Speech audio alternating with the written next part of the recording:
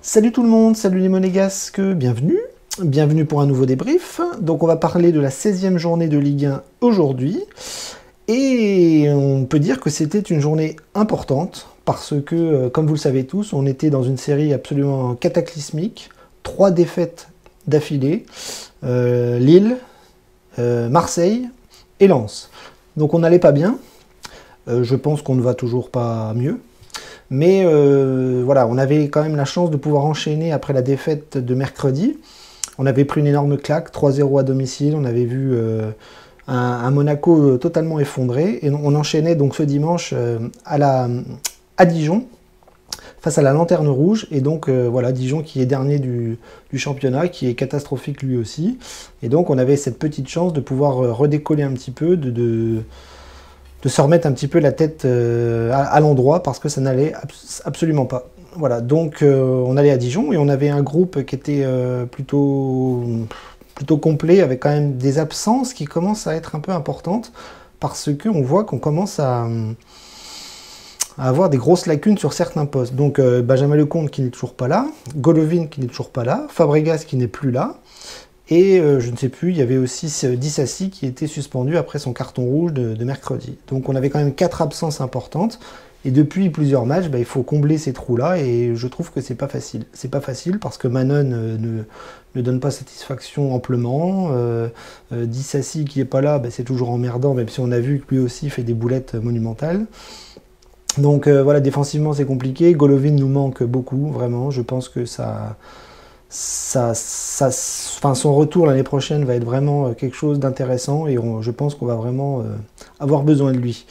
Voilà, donc tous ces absents n'étaient pas là et donc on avait un groupe qui était un petit peu remodelé avec des retours comme Pavlovic, comme Florentino Luis qui revenait dans le groupe.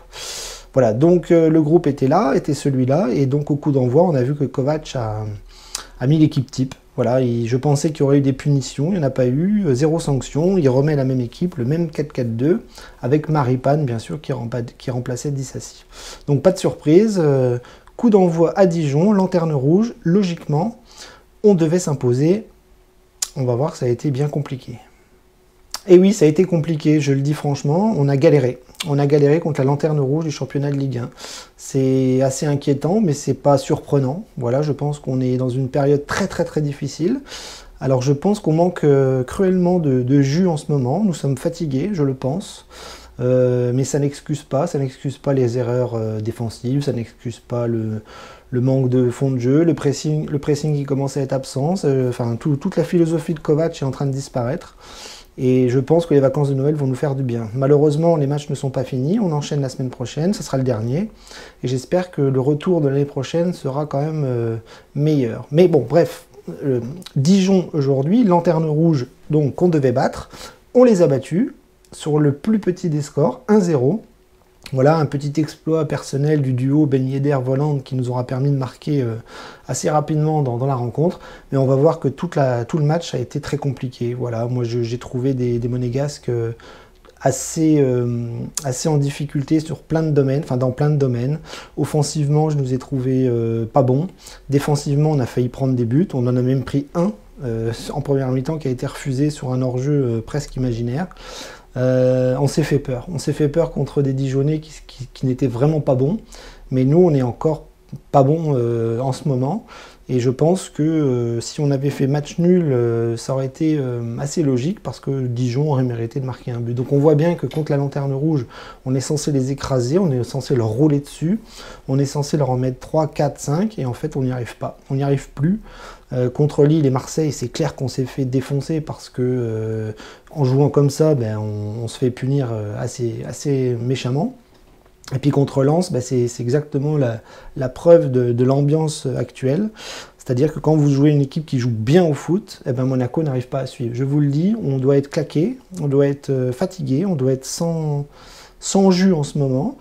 Et à l'image de Kovac qui a beaucoup râlé cet après-midi, je pense qu'on est vraiment en grande difficulté et je pense que contre Saint-Etienne ça va être compliqué. Donc voilà, contre Dijon ça a été des erreurs défensives, ça a été assez lent, assez mou, un pressing difficile, beaucoup de fautes, Ben Yedder toujours absent, Maripane toujours aussi lent, Manon fait très très peur, des latéraux qui n'arrivent plus à rien. Donc je pense que la production de jeu de nos latéraux sont un petit peu à l'image de ce que je dis au niveau de la fatigue.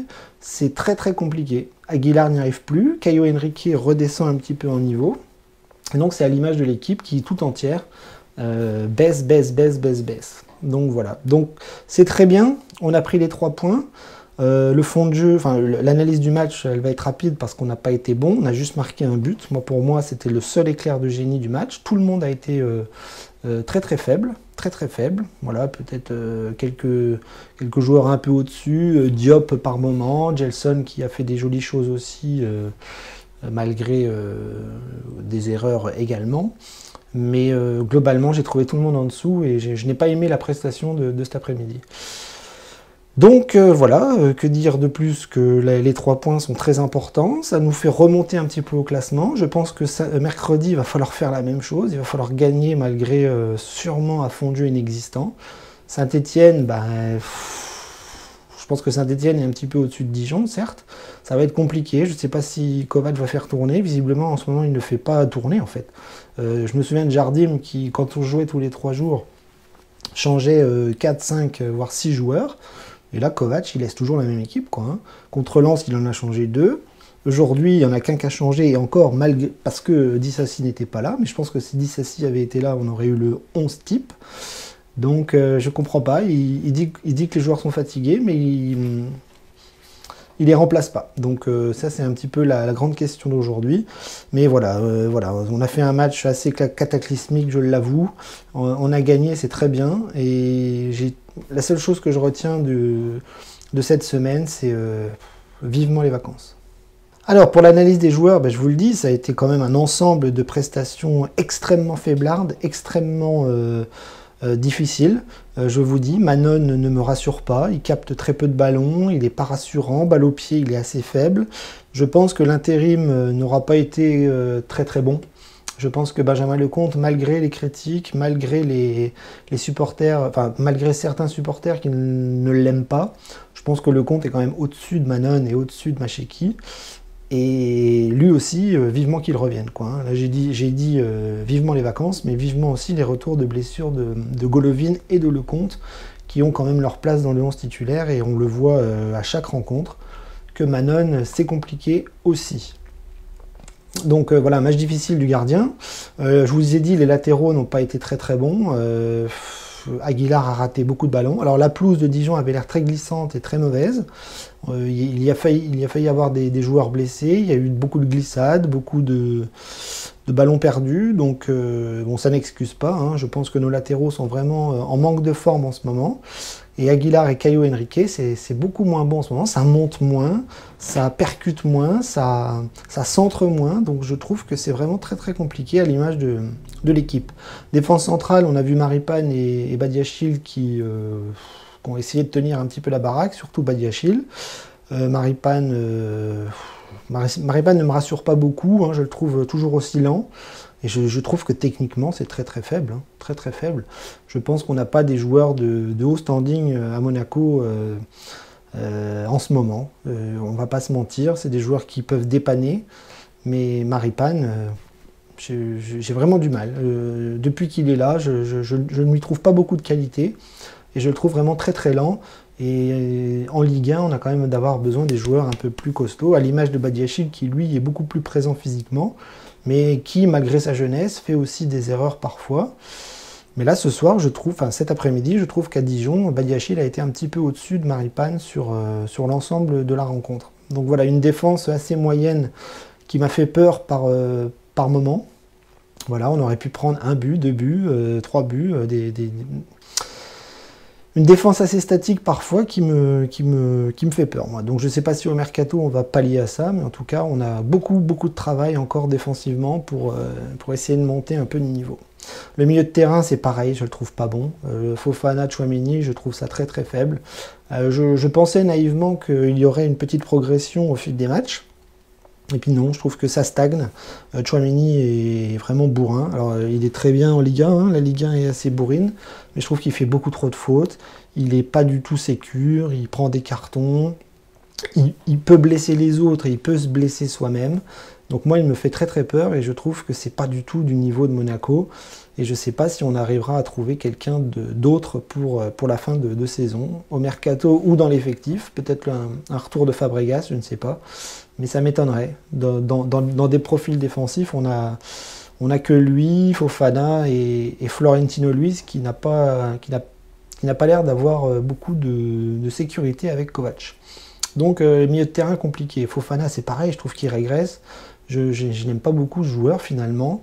Quand il doit frapper, il sait pas frapper dans un ballon. Alors, il récupère quelques ballons, il est assez propre techniquement, mais il fait jamais la différence globalement. Hein. C'est-à-dire que c'est, je sais pas, moi j'aimerais bien voir un milieu de terrain assez flamboyant à Monaco qui défend, qui attaque, qui coupe les attaques adverses, qui s'impose physiquement, qui fait un petit peu la machine à laver à l'image d'un Toulalan de l'époque, et on les a pas. On les a pas. Moi je trouve qu'on a un milieu de terrain assez faible et ça va être très compliqué d'aller chercher l'Europe avec ces joueurs-là. Enfin, c'est mon humble avis, et c'est surtout mon avis à l'instant T, après 16 journées de championnat. Voilà, c'est vraiment, je trouve qu'on a un milieu de terrain assez faible, et ça me fait un peu flipper. Sur les côtés, on avait Gelson et Diop, donc Diop, rien à dire, c'est un jeune qui donne satisfaction malgré tout. Il a fait un bon début de match, il s'est un petit peu éteint après.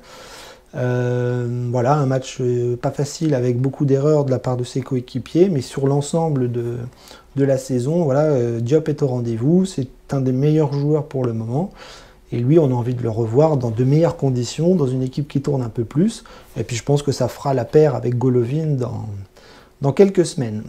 Gelson, ça a été un petit peu mi-figue mi-raisin, il a fait des bonnes choses et puis il a fait aussi des petites erreurs. Encore une fois, il s'est empalé dans la défense, des mauvais choix, des centres trop tard ou des centres qu'il ne fait jamais. Je trouve que c'est toujours un petit peu aléatoire, Gelson, mais bon, sur certaines offensives, il peut apporter par moment. Et puis il y a d'autres moments, il fait n'importe quoi. Il a encore eu un face-à-face avec le gardien en première mi-temps qu'il a raté. Voilà, il croque beaucoup, ce Gelson. Donc, je sais pas, lui aussi, il faudra qu'il fasse la paire avec Golovin. Je pense que si on reste en 4-4-2, ça va tourner entre Golovin, Diop et Gelson sur les côtés. Moi, personnellement, j'aimerais bien un Golovin et un Diop. Voilà, ça serait mon choix dans le 11 de départ en 2021. Et puis devant, toujours aussi compliqué pour Ben Yedder qui est... qui est un petit peu en difficulté en ce moment. Bon, sur le but, il fait un super truc avec Volland. C'est le seul éclair de génie de la rencontre. Mais il ne marque plus. Il attend les pénaltys pour mettre les ballons au fond. Donc ça, c'est pas normal. C'est vraiment dommage qu'on ne le voit pas dans le jeu. Je pense que la complémentarité avec Volland, elle est pas si évidente que ça. Voilà, moi, je prône pour un Pellegrini Ben Yedder dans les semaines qui viennent. Même si Volland, voilà, il marque par moment et qu'il a lui aussi des petits éclairs de génie, mais dans l'ensemble, c'est trop insuffisant et ça joue sur l'équipe et sur les prestations actuelles. Voilà, donc les remplaçants sont rentrés en deuxième mi-temps, à l'image de Jovetic, Goebbels, etc. Enfin, Sidibé, et compagnie. Voilà, on les a pas beaucoup vus.